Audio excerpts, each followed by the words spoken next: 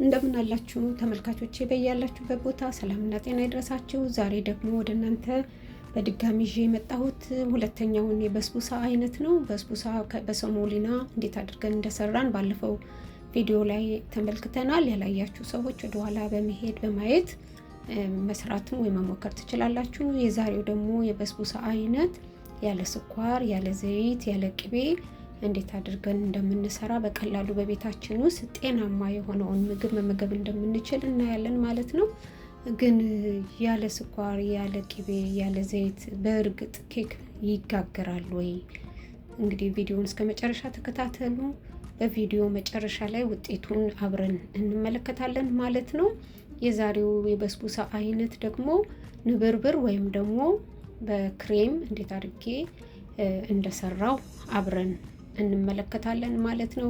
ለሱ የሚያስፈልጉትን ግብአቶች ዝርዝሮች በቪዲዮ መጨረሻ ላይ ስለምታገኙ ቪዲዮውን በመከታተል እንዴት አድርገን መስራት እንደምንችል ያጋጠሙኝን ገጠመኞች፣ ቻሌንጆች ምን እንደነበሩ አብረን እናያለን። አንዳንድ ጊዜ ቪዲዮ ቆንጆ ይሆንና ግን የሚያጋጥሙን ጥቃቅን ነገሮችን እንዴት አድርገን መፍትሄ በመስጠት ይህን የመሰለ የበስቡሳ ክሬምን እንዴት እንደምናዘጋጅ አብረን እናያለን። ወደ ግብአቱ እንገባለን። እዚህ ጋር እንደምትመለከቱት እንቁላል አዘጋጅቻለሁ።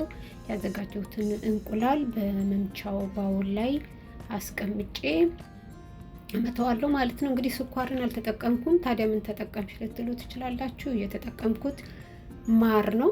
ይሄ ማር አንድ ወዳጄ ነው የሰጠኝ፣ ከግብፅ ሀገር የመጣ በጣም ሰፈፍ የሌለው ምን የሌለው ጥርት ያለ ማር ነው። ከዛ በመቀጠል የጨመርኩት ዮጋርት ነው ወይም ደግሞ እርጎ ብለን ሀገራችን የምንጠራውን ነው። እሱን ያደረኩበት ዘይት ወይም ደግሞ ቅቤ ማድረግ ይቻላል። ዛሬ ግን የምሰራው የበስቡሳ አይነት እነዚህን ግብአቶች ሳልጠቀም ስለሆነ ውጤቱ ምን ይመስል ይሆን አብረን እንየው። ይህንን ካደረኩ በኋላ በሌላ ባውል ላይ ሰሞሊና አዘጋጅቻለሁ። እዛ ባውሉ ላይ ደግሞ ቤኪንግ ፓውደር እና ቫኒላ ነው መግባት ያለበት።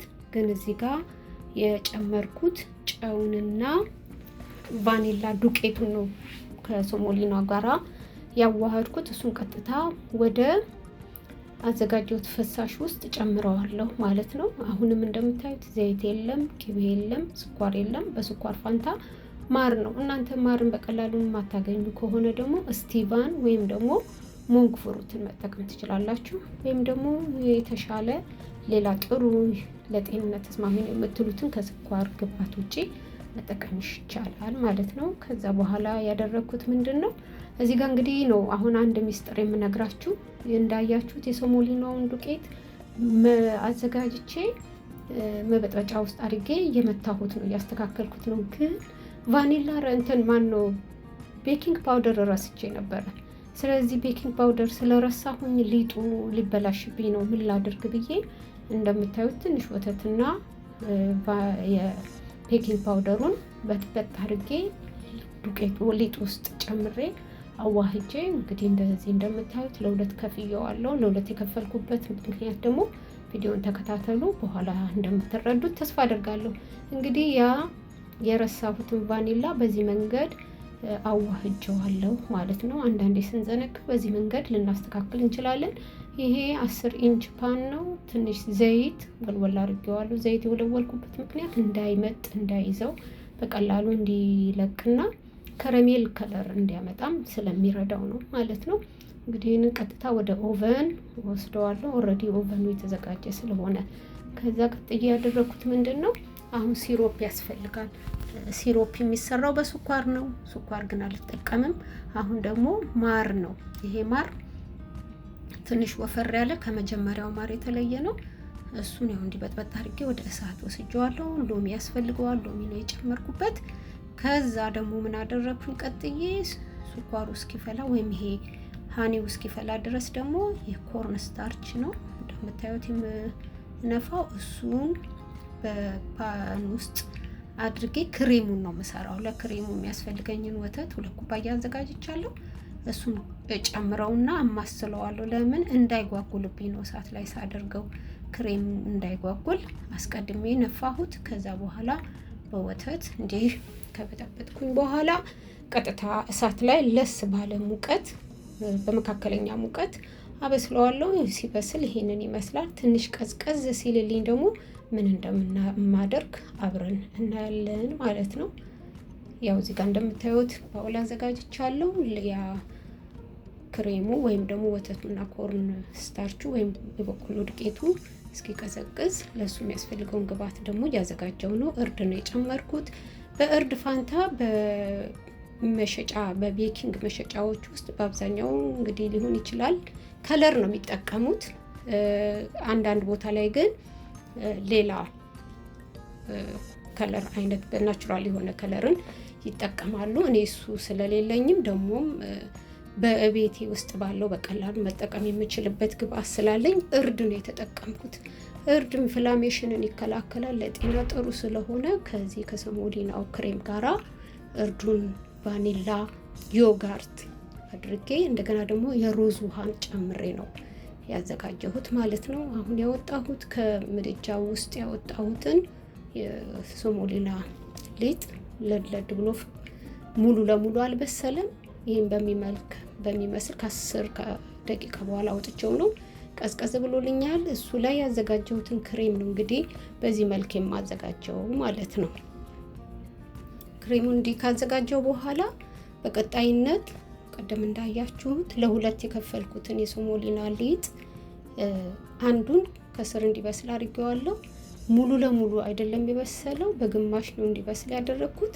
ከዛ በኋላ ይሄን ክሬም ካደረኩበት በኋላ ደግሞ ቀጥዬ ሊጡን እዛ ላይ አፈስበታለሁ ማለት ነው።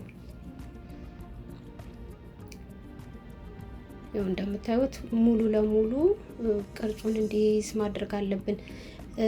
መጨረሻ ላይ እንደምታዩት ማንኪያው ላይ የቀረውን ዝም ብዬ ነው ጠብ ያረኩበት። ይሄ ምን እንዳመጣ ደግሞ አብረን እናያለን፣ ከስህተታችን እንማራለን ማለት ነው። አሁን እዚህ ጋር ያዘጋጀሁትን ክሬም ምንድነው የማደርገው? ግማሽ የቀረው ክሬም ነበረ።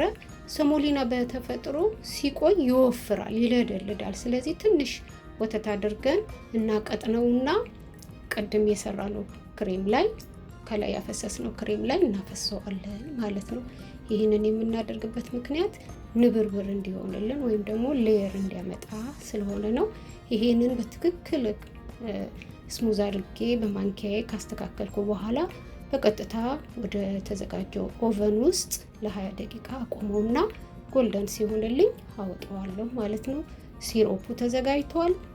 ክሬሙ ያው እንደምታዩት እንደዚህ አድርጌ አስተካክየዋለሁኝ።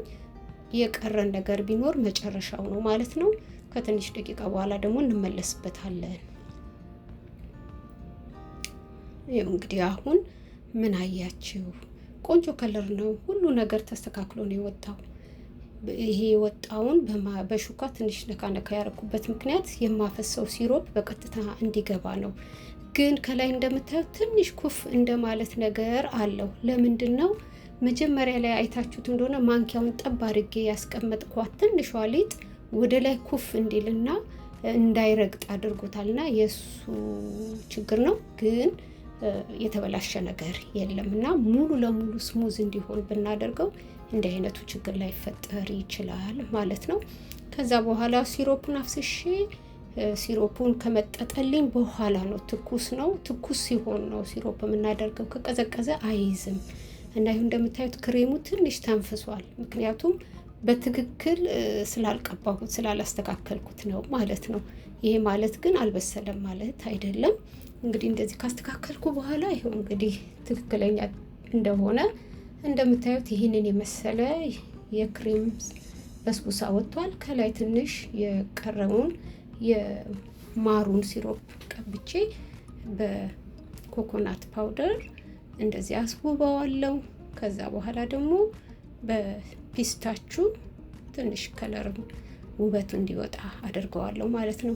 እንግዲህ በእንደዚህ አይነት መንገድ መስራት እንችላለን። ጤናማ የሆነ ምግብ ብንበላ ጤንነታችን እንጠብቃለን። የምንፈልጋቸውን ነገሮች በቀላሉ በቤታችን እንደዚህ ማዘጋጀት እንችላለን እና ያለ ስኳር፣ ያለ ዘይት፣ ያለ ቅቤ ይህን የመሰለ በስቡሳ ሰርተን መጠቀም እንችላለን ማለት ነው።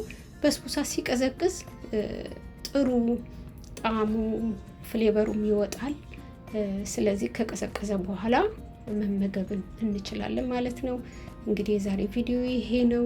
ይህን ቪዲዮ ከወደዳችሁት ላይክ፣ ሼር፣ ሰብስክራይብ አድርጉ። ያላችሁን ኮመንት በኮመንት መጻፊያ ላይ ጻፉልኝ።